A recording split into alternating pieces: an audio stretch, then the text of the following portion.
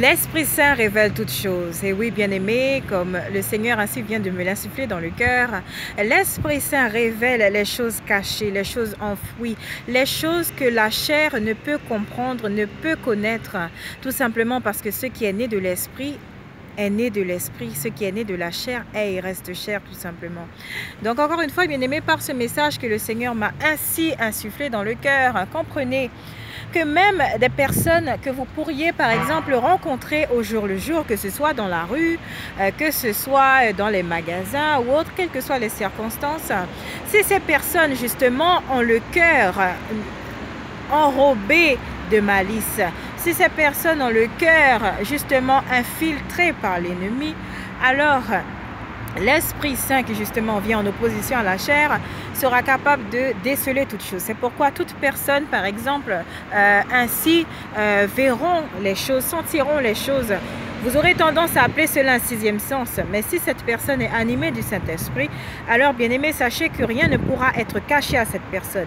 Cette personne, littéralement, qu'est-ce qu'elle aura tendance à faire? C'est à tester les esprits, c'est-à-dire à savoir quel esprit se cache derrière la personne en question dont le cœur est rempli de malice, ou alors tout simplement à voir jusqu'où cette personne-là ira. Et c'est pourquoi cette personne remplie du Saint-Esprit ainsi sera toujours édifiée. Et beaucoup se demanderont, mais malgré tout cela, elle est là. Elle persiste, elle tient bon. Voilà, comprenez bien aimé que, encore une fois, ce n'est que par la puissance du Saint-Esprit que nous pouvons toutes choses. Ce n'est que par Jésus-Christ que nous pouvons toutes choses, effectivement. Et c'est en ce sens-là qu'il veut que nous comprenions que celui qui est en nous est plus grand que celui qui est dans le monde, c'est-à-dire plus grand que Satan, tout simplement. C'est pourquoi nous vivons, bien aimés, en annonçant la bonne nouvelle avec assurance, avec sérénité, avec paix, joie, amour, toujours, et ce, quelles que soient les péripéties de la vie, tout simplement. Donc, encore une fois, bien-aimés, c'est ce à quoi le Seigneur nous appelle, à connaître et à expérimenter véritablement sa paix, sa joie divine, et tout simplement à faire en sorte que nous puissions littéralement prendre position, que nous soyons pour lui, que nous soyons avec lui ou alors avec l'ennemi, tout simplement. Le choix nous revient. Mais il y a ceux, comme il est écrit également, que Dieu a appelés. Et selon les circonstances, selon l'âge, selon la configuration, ces personnes-là viendront en temps et en heure à Jésus-Christ. Tout simplement parce que ils ont la marque du Seigneur, tout simplement, avant même la fondation du monde. Ou tout simplement, effectivement, ces personnes auront reçu la parole de Dieu qui ainsi germera en eux et éclora comme une fleur, tout simplement, au moment venu. Puis cette parole-là, la graine sera semée et l'Esprit Saint lui-même ainsi l'arrosera jusqu'à ce qu'elle prenne la forme souhaitée par le Seigneur, tout simplement. Alléluia. Alors encore une fois, bien-aimés, à tous ceux et celles dont le cœur est rempli de malice, purifiez vos cœurs. Parce qu'encore une fois, bien-aimés, c'est à votre âme que vous faites du tort, c'est au Seigneur que vous faites du tort, et le jour du jugement arrivera. Alors que vous y croyez ou pas, bien-aimés, nous avons les signes avant-coureurs de la fin des temps, qui sont d'ailleurs reportés dans le livre de la prophétie, qui est le livre des révélations.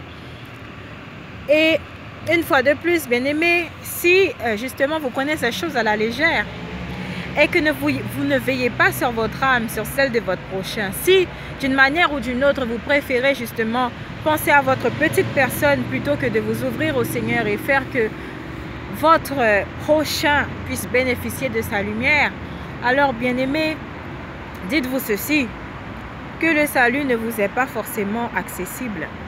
C'est pourquoi il faut toujours marcher selon la foi et avec crainte. Alors cette crainte, non pas la crainte comme la définirait l'homme, mais cette crainte sainte de Dieu. C'est-à-dire que tout en aimant Dieu, tout en exaltant votre foi en Dieu, vous aurez tendance justement à toujours vouloir faire le bien, toujours faire en sorte que les choses soient bien faites pour plaire à Dieu. Voilà, c'est cette sainte crainte de Dieu dont il s'agit et non pas la crainte au point de vouloir littéralement ne plus vivre ou littéralement être détourné dans votre foi. Non, parce que Dieu est tout sauf une contrainte. Ceux qu'il aime véritablement, ainsi tout ce qu'il nous demandera ne seront point des contraintes, tout simplement. Et c'est en ce sens que ceux et celles qui sont appelés à la grande commission, ainsi bien-aimés, prendront leurs fonctions au sérieux. Peu importe les rouages, peu importe les complots, ils seront là, ils tiendront ferme quoi qu'il advienne tout simplement. Parce que ils auront accompli ce tout premier commandement qui est d'aimer Dieu d'un cœur sincère. Et donc, puisque Dieu lui-même fera que tous ses attributs, tout ce qui le caractérise, soient également les leurs, alors eux aussi, ils seront à même de ressentir ce que l'autre peut ressentir. Ils seront littéralement à même de se mettre à la place de l'autre et à ressentir sa douleur, à percevoir à travers littéralement l'enveloppe charnelle, percevoir telle ou telle personne qui serait affligée, telle ou telle personne qui serait affectée par la maladie, telle ou telle personne qui aurait un visage tout sourire mais qui dans le fond serait meurtri. Voilà, toutes ces choses-là, l'Esprit Saint les révèle. C'est l'Esprit Saint bien-aimé qui dévoile cela. Donc c'est pourquoi il est dit également que nous ne pouvons rien cacher à Dieu. Nous ne pouvons rien cacher à ses disciples. Nous ne pouvons rien cacher à ceux qui ont l'onction divine, tout simplement. Donc, par ce message, bien-aimé, je prie que le Seigneur, par son esprit de révélation, de discernement, de sagesse, de connaissance et de vérité, puisse ainsi vous insuffler toutes choses dans le cœur, afin que vous-même, vous ayez enfin conscience de ces choses et que l'Esprit de Dieu soit édifié en vous, si tel n'est pas encore le cas, que vous le receviez si vous êtes déjà né d'eau et que lui-même, il vous baptise par son esprit et par le feu, tout simplement. Alléluia. Restez bénis en Christ et à très bientôt.